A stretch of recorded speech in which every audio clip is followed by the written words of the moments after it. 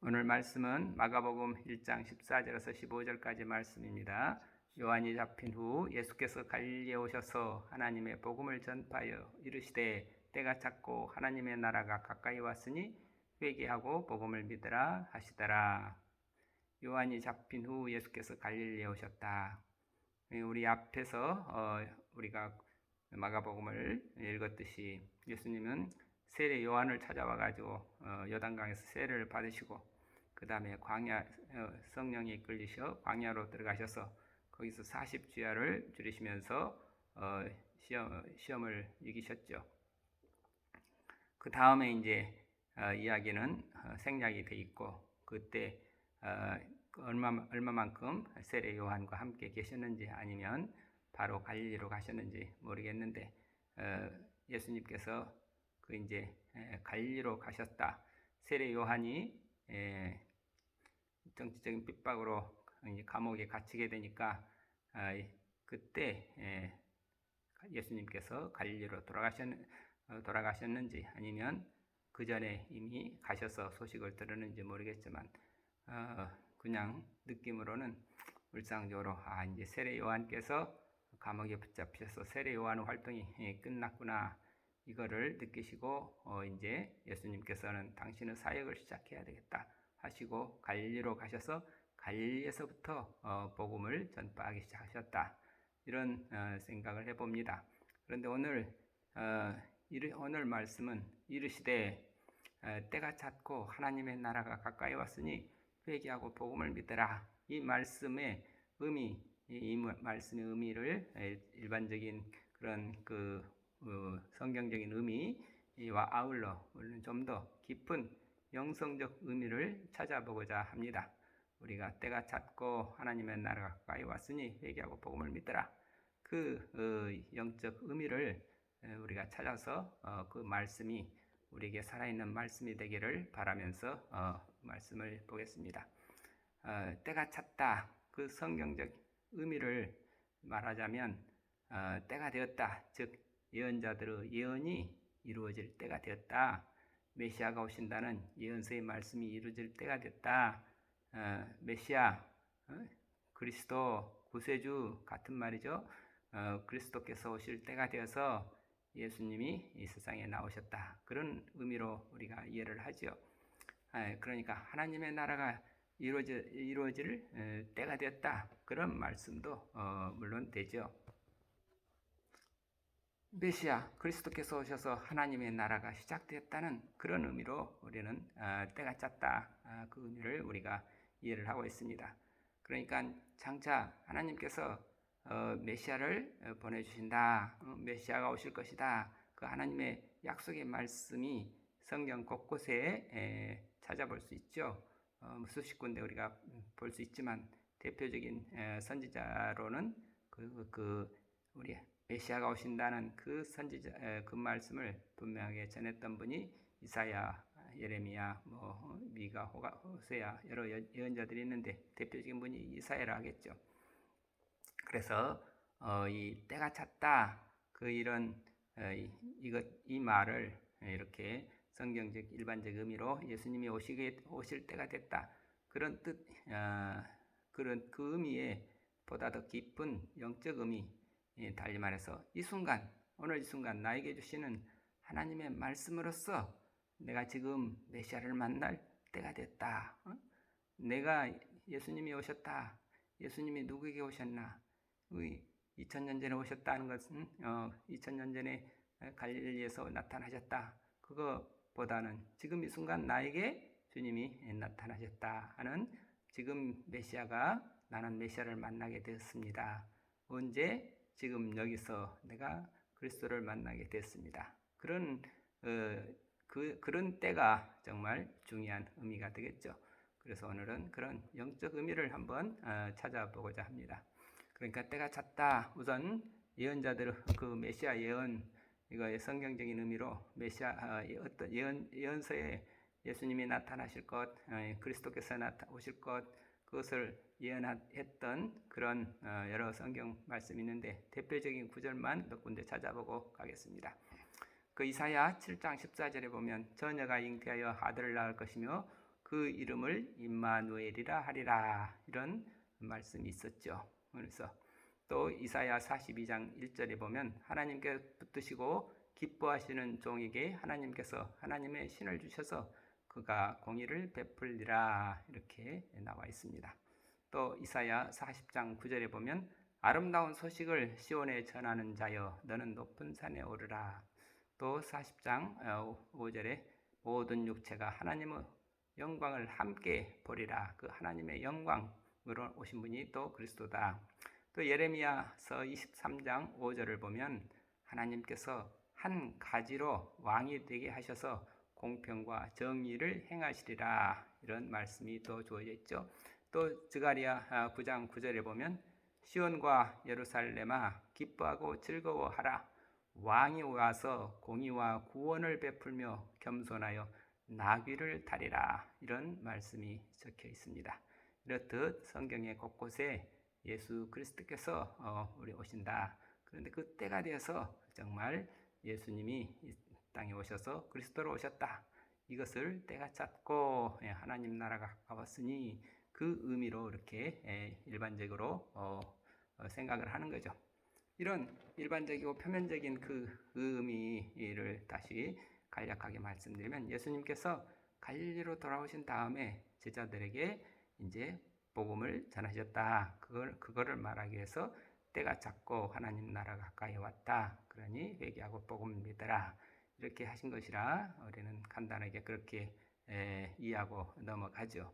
그런데 우리가 예수님께서 이런 메시지를 그저 제자들에게 이렇게 이런 이제 때가 차서 내가 메시아로 나타나서 너에게 하나님 나라의 복음을 전한다. 이런 의미라고 단순히 생각을 하면 뭔가 좀 미흡하죠. 그래서 예수님 메시아 예수님이 오셔서 하나님 나라가 시작됐다는 그런 뜻이다. 하나님 나라가 메시아가 오셨다. 메시아에 의해서 하나님 나라가 시작되는 때가 됐다.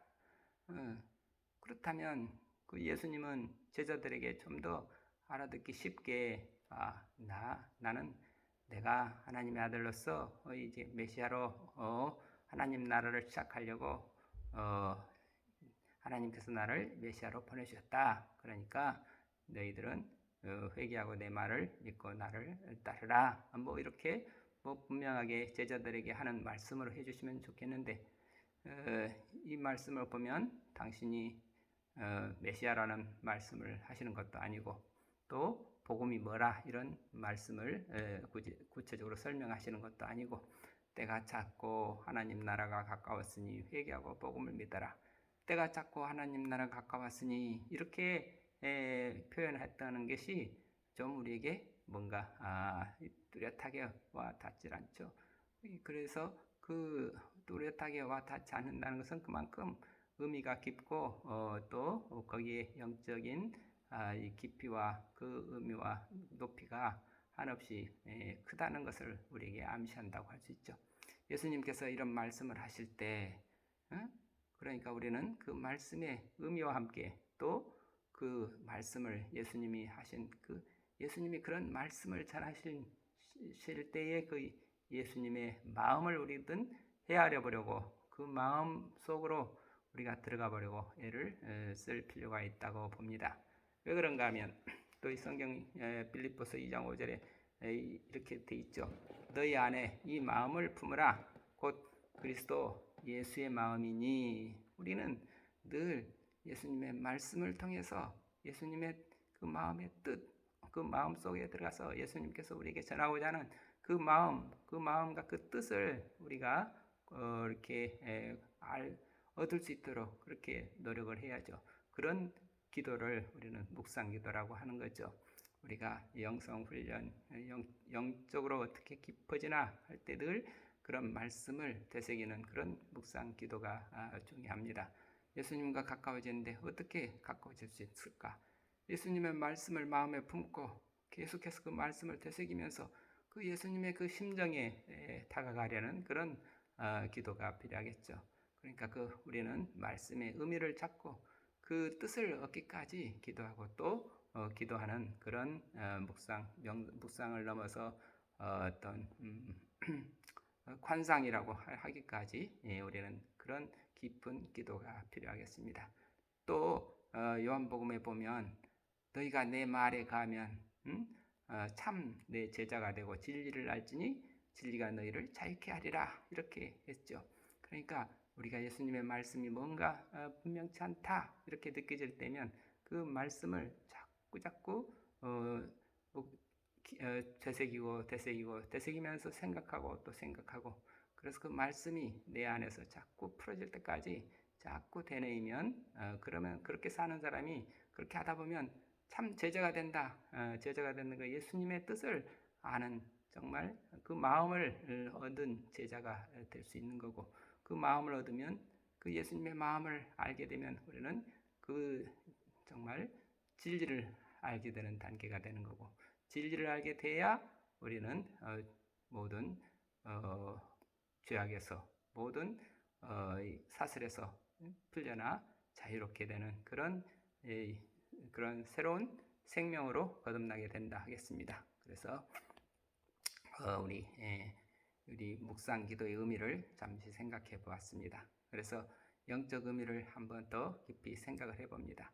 예수님이 이르시되 때가 찼고 하나님 나라가 가까웠으니 회개하고 복음을 믿어라. 예수님께서 이렇게 어렵게 말씀을 하셨을까? 어려운 말씀을 하셨을까? 때가 찼다는 말도 어렵고 하나님 나라 가까웠다, 가까이 왔다. 그것도 우리가 알아듣기 쉽지 않죠. 왜 이렇게 직접 뭔가 알기 쉽게 말씀해 주시지 않고 어찌 보면 좀 직설적이지 않고 어떻게 비유적인 것 같기도 하고 간접적인 그런 말씀을 해주셨을까? 그래서 우리 이 말씀을 묵상을 통해서 자꾸 생각해 봅니다. 그때 제가 얻은 조그만 생각은 예수님께서 이 제자에게 이 말씀을 전하신 것인데 우리는 예수님이 제자에게 전한 그 말씀이 또한 예수님 당신이 스스로 아버지 하나님께 들은 말씀이다. 이런 거죠. 다시 말해서 하나님께서 예수님께 어느 때인가 이 말씀을 때가 찼고 하나님 나라가 가까이 왔으니 회개하고 복음을 믿으라 하는 이 말씀도 예수님께서 받은 말씀이라는 거죠. 이게 어떻게 아버지 하나님이 예수님한테 당신 아들에게 그런 말씀을 하셨을까? 그건 아들이 그게 그러니까 하나님의 아들이시고 예수님에게 예수님이 직접 들은 말씀이라 하는 그 근거로서 저는 이렇게 요한복음의 8장 28절 말씀을 읽어봅니다. 내가 스스로 아무것도 하지 아니하고 오직 아버지께서 가르치신 대로 이런 것을 말하는 줄도 알리라. 너희들이 예수님께서 무슨 말을 하든지 그 말씀은 아버지께서 가르쳐 주신 대로 당신은 자기가 스스로 하시는 게 아니라 아버지께서 가르쳐 주신 대로 우리에게 일러주신다고 말씀하셨습니다. 그리고 또 요한복음 14장 24절을 보면 너희 듣는 말은 내 말이 아니요 나를 보내신 아버지의 말씀이니라. 예수님께서 하시는 말씀은 예수님이 생각으로 지어내신 말씀이 아니고 예수님이 생각하신 말씀이 아니고 직접 아버지께서 해주신 말씀을 그대로 전해준다는 거죠. 그러니까 예수님의 말씀은 곧 아버지의 말씀인 거죠. 아버지의 말씀 예수 그리스도의 입을 통해서 우리에게 전해주셨다. 이거의 예수님께서 그야말로 아버지의 마음과 예수의 마음과 하나라는 것을 우리는 또 알 수 있죠. 아버지의 말씀을 들은 그대로 그 뜻을 그대로 우리에게 전해주신 분이시다. 이런 표현이 요한복음을 보면 여러 차례 나오죠. 요한복음 8장 38절, 10장 18절, 또 12장 49절에서 50절, 14장에 24절, 15장에 15절, 17장에 7절, 17장에 14절 이렇게 요한복음에 보면 여러 군데 바로 내가 하는 말은 아버지께서 나에게 해주신 말을 나는 너에게 그대로 전해준다. 그런 뜻을 전하고 있습니다. 그 예수님께서 그 아버지의 음성을 직접 들으시고 그대로 그대로 순종해서 그 말씀대로 사시는 분, 말씀이 육신이 되신 분, 그래서 메시아가 되신 것이고 그래서 그 말씀대로 우리에게 또 복음을 전해 주신 것이죠. 그러니까 예수님의 복음은 다름이 아닌 하나님의 말씀이라고 하겠습니다. 하나님의 말씀이 예수님의 복음이고 그 예수님의 말씀입니다. 그러니까 우리에게 복음이란 곧 예수님의 말씀입니다. 예수님의 말씀이 곧 하나님의 말씀입니다. 예수님 말씀 따로 있고 하나님 말씀 따로 있고 복음이 따로 있고 그런 게 아니죠. 그래서 이르시되 때가 찼고 하나님 나라가 가까이 왔으니 회개하고 복음을 믿어라.